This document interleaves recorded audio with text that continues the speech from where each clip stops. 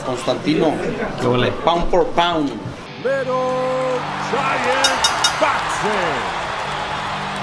I just see myself, getting the finish, and to be honest, if I don't think I'll sleep at night. You know what I mean? This is one of these things where I just want to knock him out. You know, I need to make a statement. Like, you know, he's been calling me out and stuff, so I do need to make a big statement here and get the finish. Why do you think he's been calling you out? Huh? Why do you think he's been calling you out? When I talked to Doug Fisher about it, and I remember he was saying, you know, a loss can make a man more hungry, make a man, you know, but I think a loss as well can make a man realise he doesn't belong at the top level, and make a man realise he needs to call younger fighters out to try and get, I don't know, bigger paydays, get on a bigger stage. I think that's what's happening, you know. I don't think that his loss made him more hungry. I think it made him realise that, oh shit, I don't belong at the top level, and I need to start calling fighters out while I have a good enough record still, you know what I mean? And I think after me, his record, you're going to see him go from here to there, you know what I mean? So I think that's why he's just looking to get more money. He's a family and stuff, you know what I mean? He's trying to provide, you know what I mean? I don't knock the man for that, so yeah, I think that's the reason. He's looking to get on a bigger stage, get his name out there, and become a good journeyman. How do you feel about fighting back in Boston? Yeah, Boston, Joe, I was there for the first time when we went a couple of weeks ago, and the amount of Irish people there is crazy, you know, the amount of support we got when we just went there, and Freddie being from there, you know, it's just like, it's going to be unbelievable. It's going to be a massive show, big stage, and the people there were very nice, so I'm looking forward to putting on a show for them. Did he went to a hockey game and you know a little bit more about hockey? Yeah. What the rules are. What's icy? And I said, oh, you can't pass the puck over three lines, and he's getting to know hockey a little bit better. Okay. Yeah, we went to the game and Shred. We do a game, yeah. I didn't know what was going on, but it was fun, innit? Were there any fights? No, we actually didn't see any fights.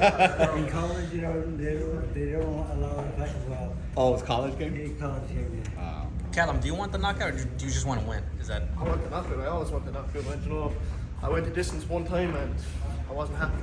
I know it was a 6-round fight, and if it was a longer fight, I could have got the finish. But I don't want to go the distance. I mean, nobody, especially a 10-round fight, do you want to get in there and fight 10 rounds, or do you want to fight a man for 30 minutes? No, like, you know what I mean? I just want to get in, knock him out, go home, come back to the gym then, and move on to the next one. And how has life changed since you started training with Freddie? Look where I am. I mean, fucking 2 years ago, I was just working a normal job back in Ireland, working 7 days a week on boats and stuff, so now I'm here. It's been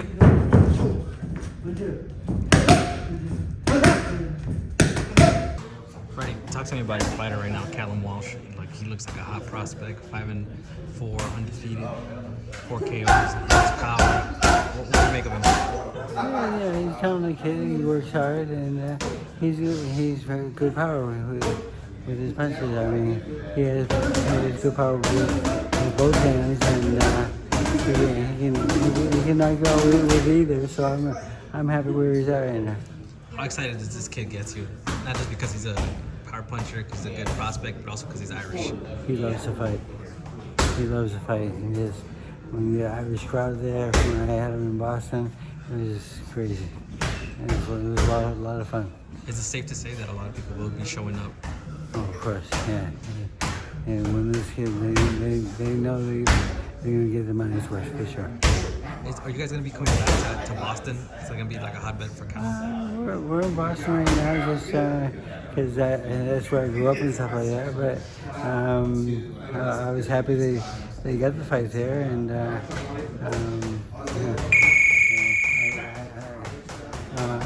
sent out a shout out to my town, Dedham, where I grew up.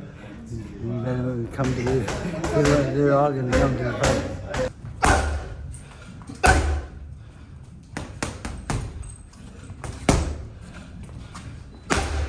You're with the one and only Tom Loeffler, 360 Promotions, putting on a great show in Boston. Talk to me about this great fight with Callum Walsh in the main event. No, we're excited. Callum's doing his media training today. We're here at the legendary Wildcard Gym with Freddie Roach. who naturally hails from Boston, a Hall of Fame trainer from Boston, and you know, this is a big deal for Callum. Main event out there at the Agganis Arena at Boston University. You know, he's been fighting out here in LA, but this was part of the plan was to bring him out there for St. Patrick's Day, March 16th at Agganis Arena, and tickets are selling good, and we're expecting a great turnout, and it's gonna be live on UFC Fight Pass. Tom, you have a great eye for talent. You don't just sign anyone. What was it about Callum Walsh that you had to sign him? You had to be a part of 360. You know, we met Callum, and he's a real likable guy, very charismatic. Naturally, he's got the amateur pedigree with a 6-time national champion in Ireland and a European gold medalist. But really what sealed the deal for me is Freddie's stamp of approval. You know, Freddie's had so many champions now. When he said Callum's one of the best young fighters I've ever seen. He's a big puncher. And we went to Boston for media day, and he set the record at the punch machine at Peter Welch's gym out there in South Boston. So that's just a testament to how hard he punches. And like I said, when Freddie said that he's one of the best talents he's ever seen at his age, and that's all I needed to hear. Callum wants to end this by knockout. You know, he says it's a little personal to him. See, now the guy wants to make an example of him. What do you make of his opponent? Yeah, it's interesting. It's first time Callum's been called out on social media, so it's like you can't take everyone that tries to call you out. But you know, Leonardo was here. Actually, we have a video where he was here with Freddie, and while Callum was training, and he called him out. So when we suggested, and we wanted to find a local guy from the East Coast, from Boston, and we weren't able to do it. So we said, okay, well, he's got a great record, 10-1 with 9 knockouts, and he wants to fight Callum, so let's go ahead and make this fight. So that's how that came about. For those who don't know, talk about Callum's record.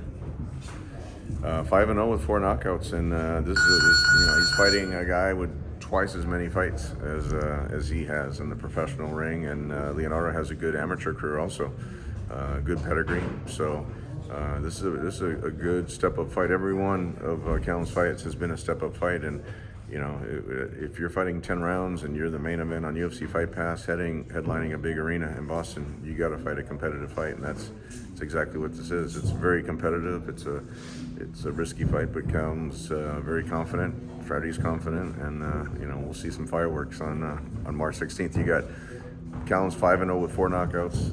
Leonardo's 10-1 with 9 knockouts. So there's gonna be it's gonna be a lot of fireworks that night. For those people who want to tune in, who unfortunately can't be there, UFC Fight Pass, can you fill us in on the details? UFC Fight Pass. So the doors open at the Agganis Arena at 7 p.m. East Coast time, and the Fight Pass starts at 8 p.m. East Coast time. So that'll be 5 p.m. here on the West Coast, and that's I believe that's 4 a.m. In Ireland. So we have a lot of Irish fans tuning in. Actually, no, it's I take that back. It's 1 a.m. It's 1 a.m. Irish time. So it'll already be St. Patrick's Day over there in Ireland, and you know, we're looking for some fireworks to provide the Irish fans for St. Patrick's Day.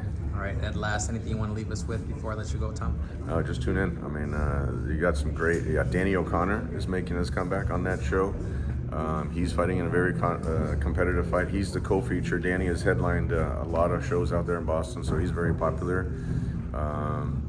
Andrew Cancio is making his comeback, former world champion. He's fighting a local guy who's a tough guy out there in Boston, Jonathan DePina. So he's exciting. Francis Hogan, Jimmy Williams, a lot of great ticket sellers out there, and we're excited. Ken Casey is involved with the promotion.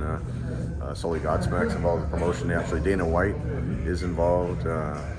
Jimmy Birchfield has 3 fighters on the show. Kevin Walsh is also on the show. So it's just going to be a great St. Patrick's Day week event. It's the biggest boxing show that's been back to Boston for a long time. So we want to, with Callum, building him out there in Boston as well, we want to bring him back many times. So this is the first time of many times he'll fight in Boston. Long-term goal, go to Ireland? That's the long-term goal, go to Ireland. Naturally, Callum's already on Madison Square Garden's radar, we built Triple G. So they're familiar with him, and they want him to come there this year. So we'll have to see if we can work that out towards the end of the year. But definitely Callum wants to fight in his hometown of Cork, Ireland. All right, can't wait to see it.